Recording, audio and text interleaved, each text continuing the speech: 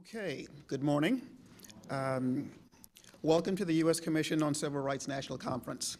We are honored to have you join us today for the start of a national conversation on formulating a new civil rights agenda for the 21st century.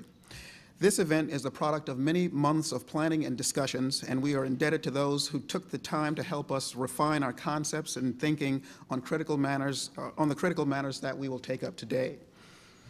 Decades since the passage of landmark civil rights legislation and the dismantling of Jim Crow, many believe that civil rights remains the great unfinished business of the nation. While the early civil rights movement benefited from a moral consensus uniting its proponents around the goal of extending liberty to an oppressed people, there is no consensus today regarding the means, methods, or goals of civil rights for the 21st century. The civil rights landscape, especially as it relates to race, has arguably become more complicated. That complication has made honest dialogue about pressing issues affecting disadvantaged communities treacherous ground upon which even angels fear to tread. Of course, there are other pressing civil rights issues aside from race that are worthy of their own day-long conference. But race tends to be foundational.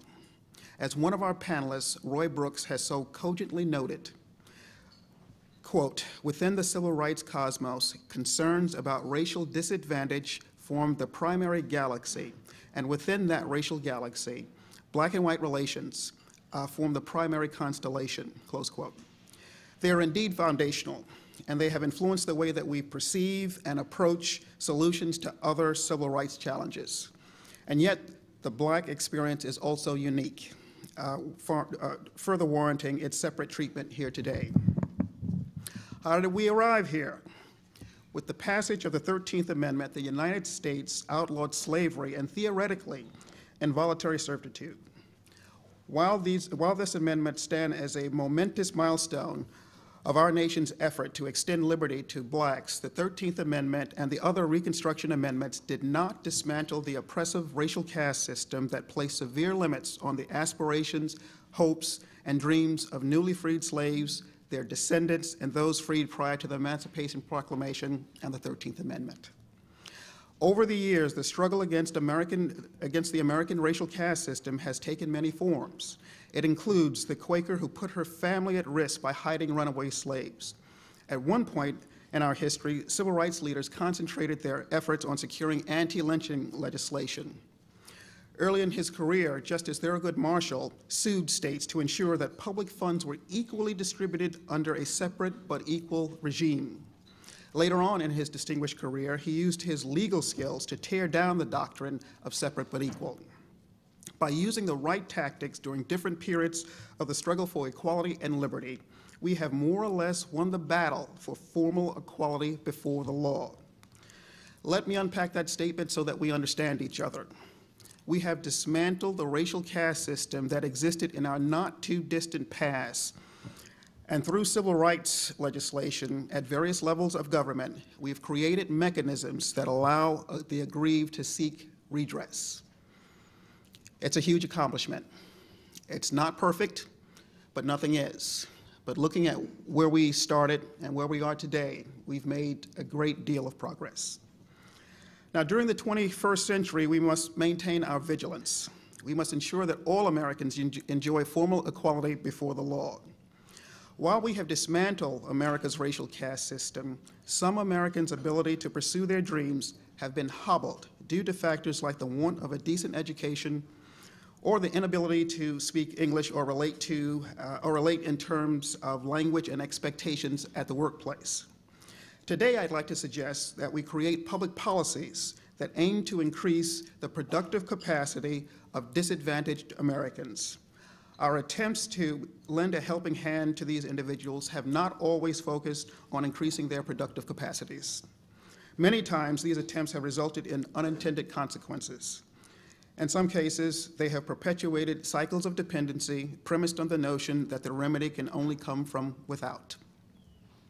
In order to create sound public policies that improve the productive capacity, the capacities of disadvantaged Americans, We must improve the quality of public debate because there is a nexus between the quality of debate and our public policies. Because of the invective, cheap shots, and lack of respect we have shown each other while discussing civil rights in the public square, the honest, interesting, and promising discussions of such issues rarely take place in that realm. These conversations have been driven underground. We have these discussions in our backyards, our churches, our cubicles, and our favorite watering holes, but only with people with whom we trust. But those private conversations are limited in their ability to obtain the kind of broader consensus necessary to influence public policies. We have to bring these conversations back into the public square. We have to create an environment where people feel comfortable expressing their views. We must create the presumption that the people who we're debating with will give us the benefit of the doubt.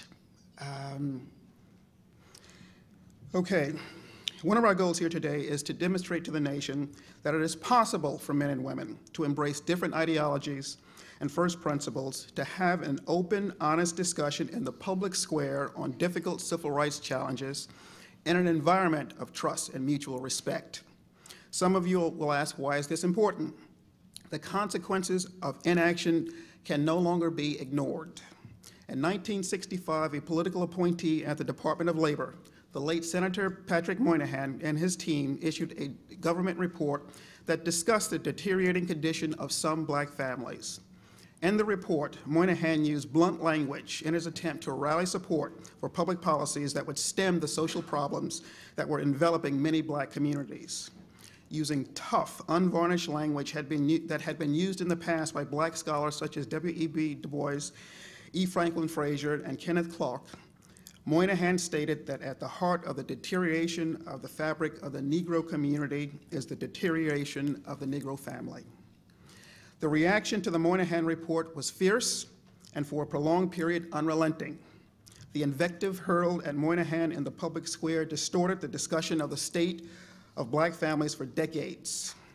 During this fallow period, where discussions of out-of-wedlock births were carefully scripted and not securely tethered to reality, the problems identified by Moynihan festered and grew in size. This unwillingness to engage in constructive dialogue has had crippling effects. The social science literature shows that fatherlessness has adverse consequences for educational attainment, which in turn impacts disadvantaged individuals' prospects in the job market.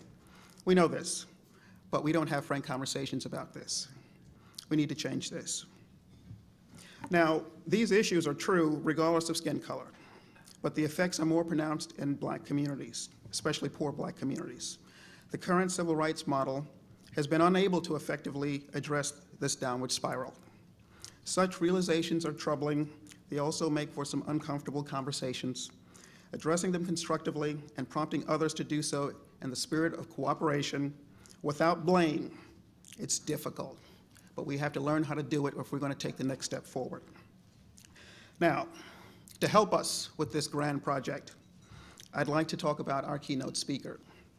Throughout his distinguished career and nearly 4 decades long career as a journalist, our keynote speaker, retired Washington Post columnist William Raspberry, has tackled issues related to the intersection of race, family structure, opportunity with a responsible voice.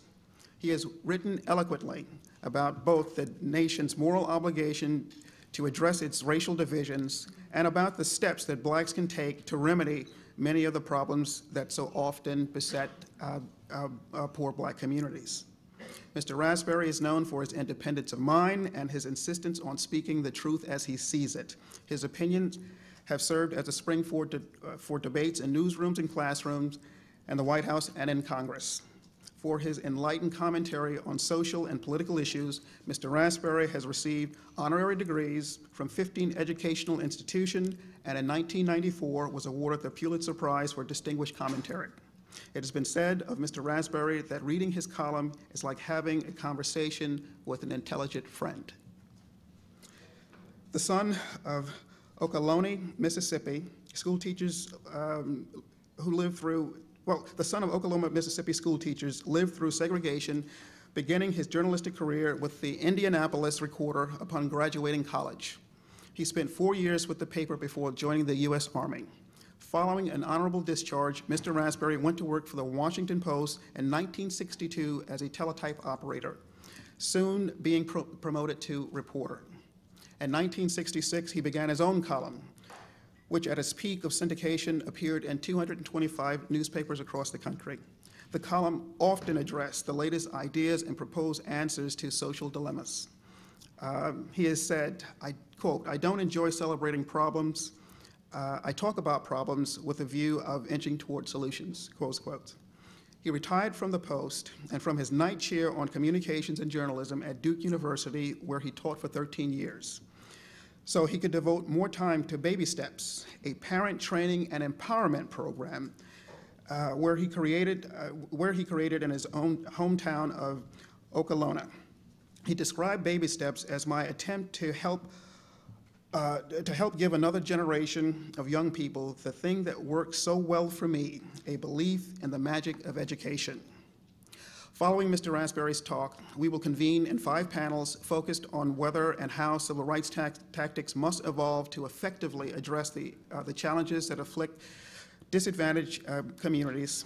Our first panel will assess the nation's legal and social progress in reducing discriminatory conducts and attitudes while exploring the historical legacies of slavery and segregation, focusing on the distorting impact that these institutions on the outlook and aspirations of Black individuals, families, and communities. Our second panel will consider the role of family structure in perpetuating racial disparities across various indicators of social and economic success. The third panel will address whether the traditional tools used to combat legal discrimination are sufficient to address contemporary problems or whether new tactics are warranted. The fourth panel will stress the critical role of education in combating negative social outcomes and highlight promising interventions that lead to better academic outcomes within communities most at risk. Our final panel is introspective, focusing on how the mandate, structure, and function of the Commission on Civil Rights must change to facilitate a new direction in civil rights. Without further ado, please join me in welcoming Mr. William Raspberry.